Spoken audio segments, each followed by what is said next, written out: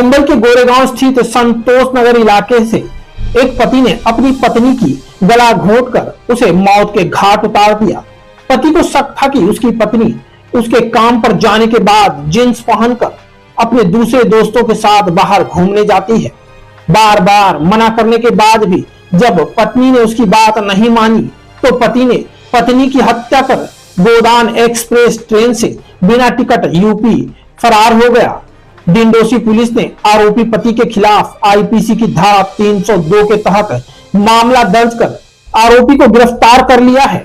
DCP Somnath घारगे से मिली जानकारी के अनुसार आरोपी पति पत्नी की गला दबाकर हत्या करने के बाद ट्रेन से यूपी फरार हो गया था। पुलिस ने आरोपी को यूपी के प्रयागराज से चलती ट्रेन के शौचालय से गिरफ्तार कर मुंबई लेकर पहुंचे। डीसीपी अधिकारी ने बताया कि पिछले 9 साल पहले दोनों शादी के बंधन में बंधे थे, लेकिन उनके बीच रिश्तों को लेकर अक्सर झगड़े होते थे। आरोपी ड्राइविंग का काम करता है और अक्सर काम के सिलसिले में बाहर रहता था। आरोपी पति अंसार अली ने देखा कि इसकी पत्नी रोजी खातून एक गलत महिला के संगत में पड़ गई। जब वह काम पर जाता था तब वह अक्सर जींस पहनकर बाहर घूमने निकल जाती थी। आरोपी पति ने कई बार मना किया लेकिन वह नहीं मानी और देर रात तक बाहर घूमती और अक्सर देर रात तक कॉल बिजी आता। पति द्वारा पत्नी को कई बार समझाने की कोशिश की लेकिन वो एक ना सुनी। गुरुवार की रात जब दोनों लोग सोए थे तभी आरोपी पति ने तकिए से गला घोंट के पत्नी को मौत के घाट उतार दिया और मौके से फरार हो गया। आरोपी अंसार अली मुंबई से यूपी भाग गया था। पुलिस ने कॉल डिटेल और सीसीटीवी फुटेज के माध्यम से आरोपी को 24 घंटे के भीतर ट्रेन के शौचालय से गिरफ्तार कर लिया। आरोपी को कोर्ट में पेश किया जहां आरोपी को 3 जून तक डिंडोसी पुलिस कस्टडी में भेज दिया है। हत्या की घटना के बाद पुलिस ने 2 टीम बनाई और जांच में जुट गई थी। पुलिस की एक टीम यूपी के प्रतापगढ़ पहुंची, आरोपी की खोज करने में जुट गई और दूसरी टीम यूपी जाने वाली ट्रेनों का सर्च करने लगी। आरोपी गोदान एक्सप्रेस के टॉयलेट के रूम में जाकर बैठा था। मुंबई से समीर शेख की एक रिपोर्ट। मकान लिया। इसमें जो आरोपी है उसका नाम है अंसार अली।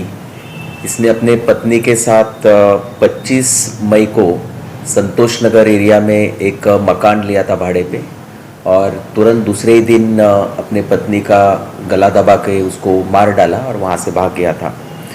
तो उसको पकड़ना बहुत ही चैलेंजिंग था क्योंकि बाकी कुछ क्ल्यू नहीं था। जो हमारी दिंडोशी की जो टीम है डिटेक्शन टीम, एक तो बहुत सारे सीसीटीवी फुटेजेस चेक कर रही थी, मोबाइल लोकेशंस ले रही थी और एक ये था कि उसका जो गांव है यूपी में वहाँ भाग सकता है।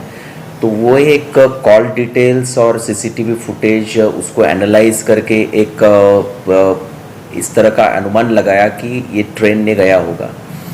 तो लोकेशंस उस तरह से मिले। एक टीम जो है एपीआई कनेरकर और उनकी टीम जो है वो ट्रेन से एक पीछा कर रही थी और जो एक्यूज्ड है वो छापरा गोदाम एक्सप्रेस जो है वो एक्सप्रेस से जा रहा था और दूसरी जो टीम है चंद्रकांत घारगे और उनकी जो टीम है वो हवाई मार्ग से वो आगे जाके बनारस पहुंची और वहाँ से प्रयागराज आके रुकी थी। तो इस तरह से उसको एक तो क्या है कि बाय रोड भी चेस कर रहे थे और आगे जाके भी उसको यानी कि रोकने की कोशिश कर रहे थे। तो एक तो वहाँ के पुलिस की यानी कि मदद लेके प्रयागराज में उसको ट्रेस करने की कोशिश की लेकिन ट्रेन में मिला नहीं। एट लास्ट यही जो पतक है इनको वो टॉयलेट में छुपा हुआ मिला और वहाँ पे उसको अरेस्ट करके लेके आए। अभी जो कारण सामने आ रहा है ये है कि वो अपने पत्नी पर संशय ले रहा था और शक कर रहा था और उस वजह से उसने गला दबा के मारा है। सर आरोपी क्या करता है, उसका बैकग्राउंड बताएंगे किस तरह से